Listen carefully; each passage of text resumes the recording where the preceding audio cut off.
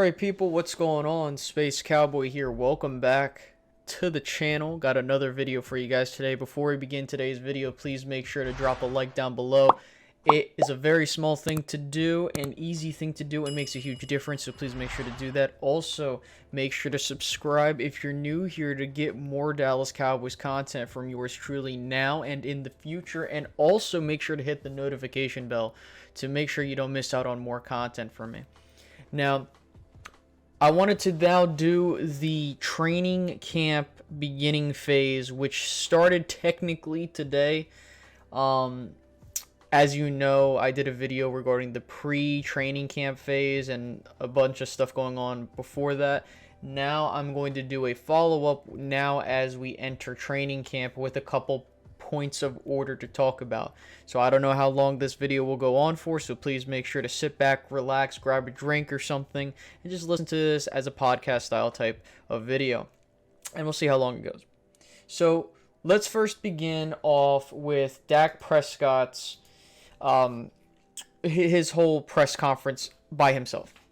Now, more or less, it was just talking about how the expectations were, and then it got to a point in the press conference where Dak Prescott, at the very end, someone asked him, basically, the difference between his current and former coach, okay? And based off of how he described it, it sounded like he was taking a shot at Garrett. And I don't like to assume those types of things, but let's just listen to this. Here's the quote. "They're definitely different, but different is good at times," Prescott said. "He's done a great job of coming in and bringing some of his tools or a lot of his knowledge to this offense. He's a very, very genuine guy. I think that's the first thing that hit off with the team. When he got in front of the team and when he walks around the building, you feel it. When he talks, you hear it. And then you see it in his actions. I think that's huge when you're coaching a football team and being a leader. To be genuine like that. To be transparent, that's the way he's been." Now, this has come from the StarTelegram.com. This is, just for the sake of sourcing. Now, this isn't per se like taking a full-on direct shot at Jason Garrett, but if that's the case, and if we want to read into it like that, I can say with a matter of fact that Jason Garrett, this does look bad on Jason Garrett, and I think it's really telling because it's basically saying that, McCarthy knows what the hell he's doing. He has a different vibe and command of the team that Jason Garrett didn't have. Now, I do believe that if Jason Garrett was still our head coach, I think there would be a bunch more opt-outs this season with players, maybe. But I think because of Mike McCarthy, he's brought a different sense of a vibe to this team, hence why we see the addition of Everson Griffin as well as other key players that you wouldn't expect becoming a Cowboy. And I think this comes on the coaching staff bringing a positive presence and a presence of I want to be a Dallas Cowboy, and the coaching staff not being a hindrance to that situation, as well as the front office doing their part to make sure such a thing is done. Now, with all this in mind, I do believe that we will see ultimately if Mike McCarthy is in fact the guy. Now, again, we don't need him to be Bill Belichick. We just need him to be better than Jason Garrett, and that's something that I believe he can do. Now, he also went on, I should mention that he did mention how basically keeping Kellen Moore was a huge thing for me, and stuff like that.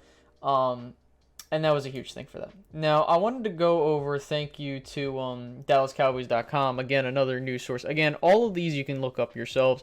I'm just reverbing them so it doesn't seem like I'm taking credit. This is just me explaining the information for you guys and stuff like that. So, according to this, basically and also, if you haven't had a chance, go ahead and watch the press conference between Jerry Jones, Mike McCarthy, and Stephen Jones at the start of training camp. They had a virtual one, and so this is a couple things we should take away from. So with COVID-19 precautions looming over the upcoming season, Jerry stated that the Cowboys plan on playing all of their football games this year and them in front of fans.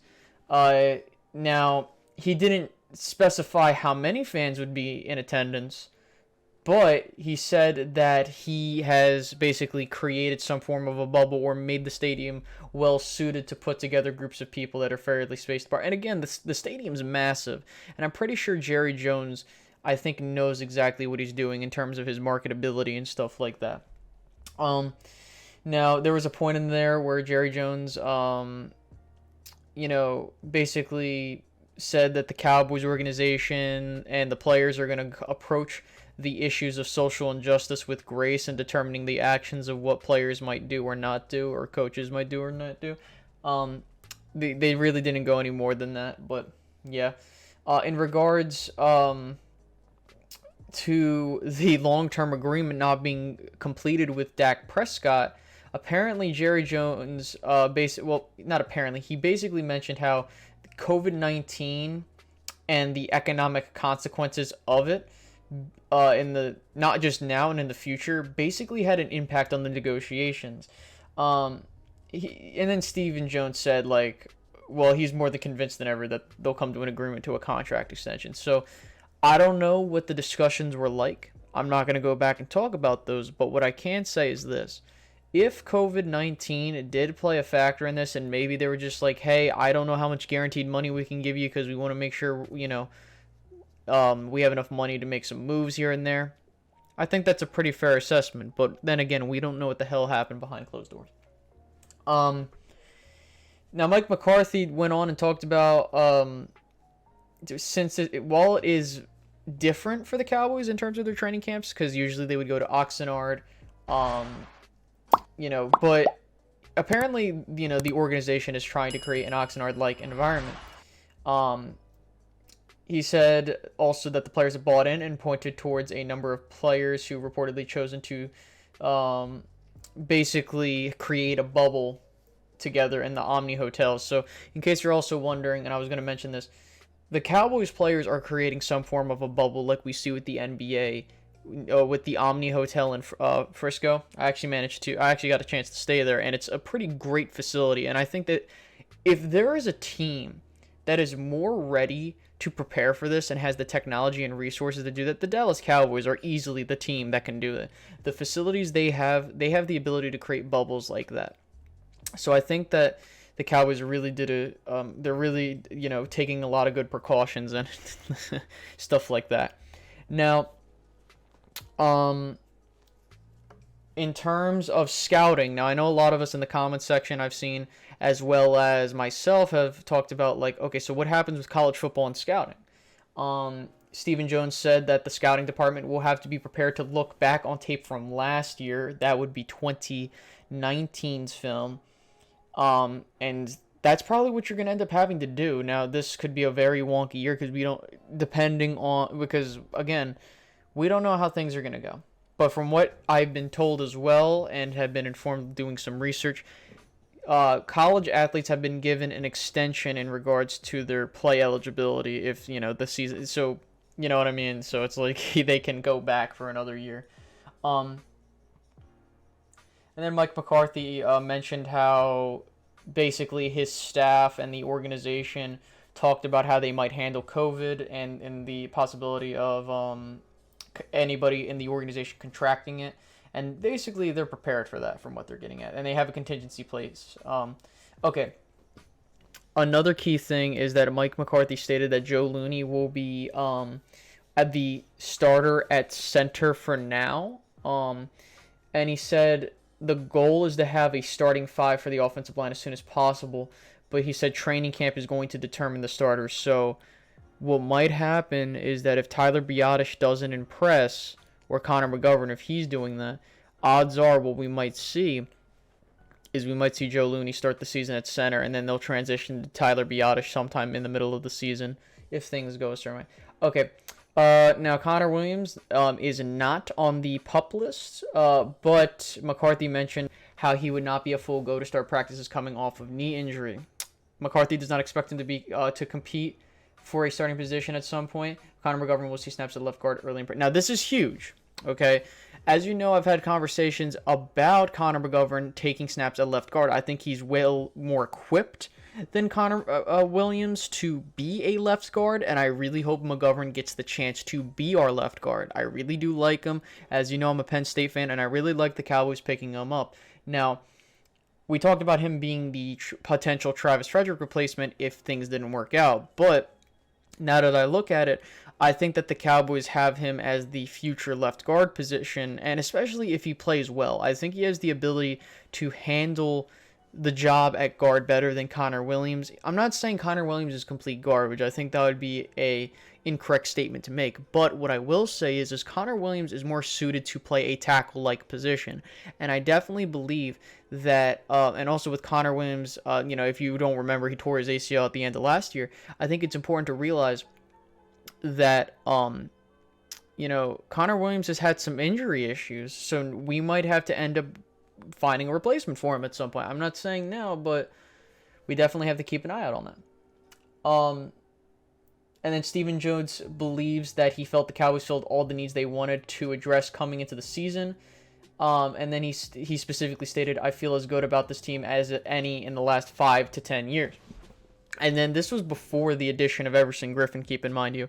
So the Cowboys really did well with that acquisition. I've already did a live stream on that. I'll probably do a video on that if I have time, talking about like the impact of adding Everson Griffin to the rotation. And then McCarthy, this is the most important thing. McCarthy claims that he expects there to be battles at every position as training camp proceeds. This is huge because, as you know, I think a lot of us content creators here, as well as us as fans, have been looking for competitions across the board, whether it be from the quarterback position, even if it's set all the way to the kicker. Now, again, they have some decisions to make in training camp, and considering there's no preseason games, there's not going to be a lot you can go off of. But what I can tell you is this. I do firmly believe that the Dallas Cowboys will be ready to go starting week 1. I have no doubt in my mind that Mike McCarthy knows what the hell he's doing, and I think that we will be fine going into the season opener against the Rams, assuming that things are a go. So there's that. Another key note as well is that Friday morning will be the first practice of the 2020 season for the Dallas Cowboys, so please keep in mind that. So there's that. And then in terms of the policies regarding the stadium, this is just so you guys are aware. If you're planning on attending any Cowboys games, now as you know, I'm not going to be, but if you are in the DFW area or wanting to travel to Dallas, a couple things. The capacity of the stadium will be limited to start the season. Everyone, it will be required to wear a mask inside the stadium, including the parking lots. And stadium employees will be wearing, so unless you're eating or drinking, or if you're under the age of 10, you don't have to wear a mask. Tickets will be distributed in seat blocks known as pods to remain distant. So there's that. There's going to be mobile-only ticketing, so you can only get your tickets online. No cash. So if you want to get something to eat while you're there, you're going to need to have a card. Frictionless entry. So fans will have a situation where basically you won't be like around a lot of people. There's that. And then only the tailgating's been limited. Basically the stadium will have a ton of hand sanitizer and stuff like that. And basically, like, you can't, so basically, and then a couple other basic stuff. Now, again, I want this to be emphatically clear.